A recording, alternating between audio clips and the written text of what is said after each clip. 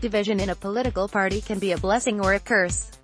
And sometimes, it can be both. In the Democratic Party's struggle to retake the House of Representatives in November 2018, division is a very good thing indeed. But whether it will remain so as the party tries to defeat President Trump's presumed bid for re-election in 2020 is another matter entirely. First, the good news for Dems, less than 6 months out from the midterm elections, lack of consensus about the future direction of the party allows the Democrats to adapt to regional and ideological differences in the electorate.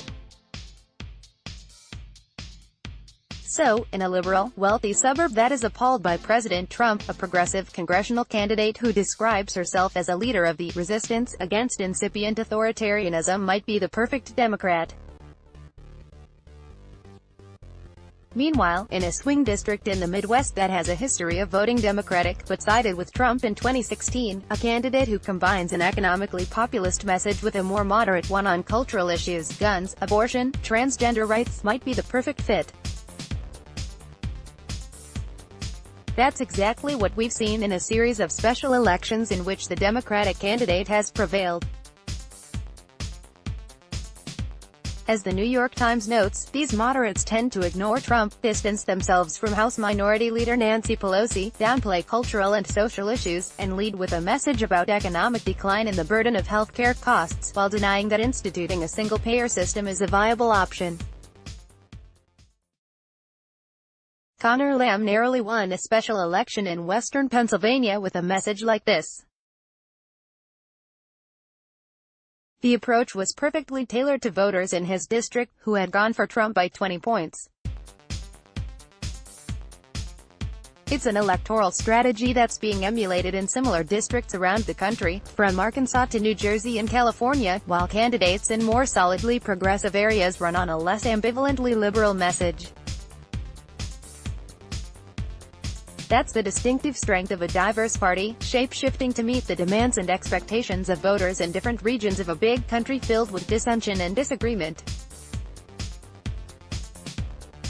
And it will very likely deliver Democrats the net gain of 23 seats that they need to seize control of the House this fall.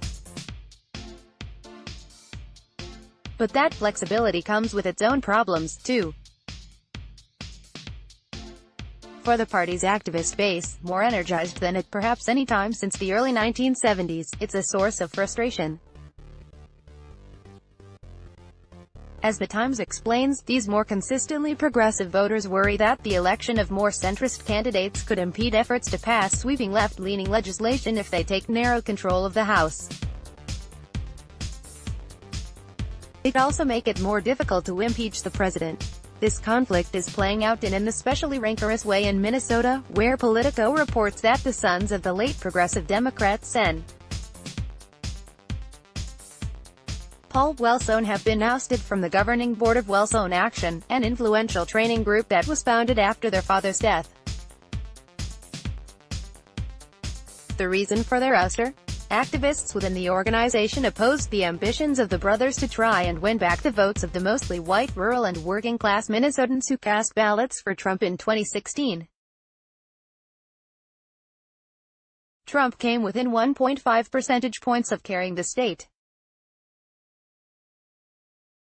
If he had done so, that would have made Minnesota the fourth state in the Democrats' famed blue wall to flip to the Republicans, after Pennsylvania, Michigan, and Wisconsin. Instead of fighting to bring these one-time Trump voters back to the party, the Democratic activists at Wellstone Action would rather have the party rely more heavily on consistently progressive urban and suburban voters, whom they hope to rally in full-throated appeals to communities of color and the LGBTQI community.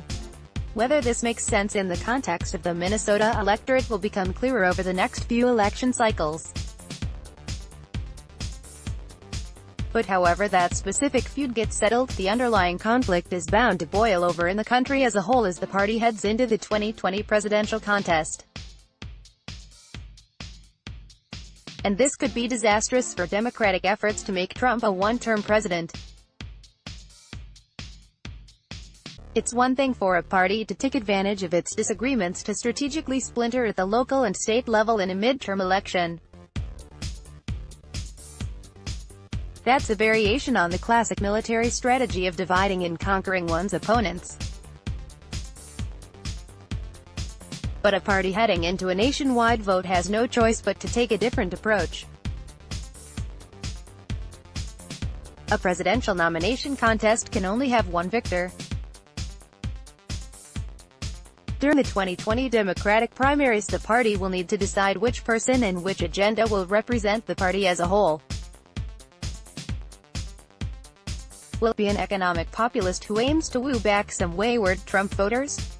Or will it be a culture warrior from the left who's convinced that those who were seduced by the Republican in 2016 have no place in a tolerant, multicultural Democratic Party? Will it be a candidate who forges solidarity across ethnic, racial, and gender lines? Or one who works to mobilize minority groups while subtly, or perhaps not so subtly, conveying the message that certain other groups, especially white, rural, and working-class voters, are not welcome? Such tensions will be exceedingly difficult to paper over as Democrats try to decide on their standard-bearer.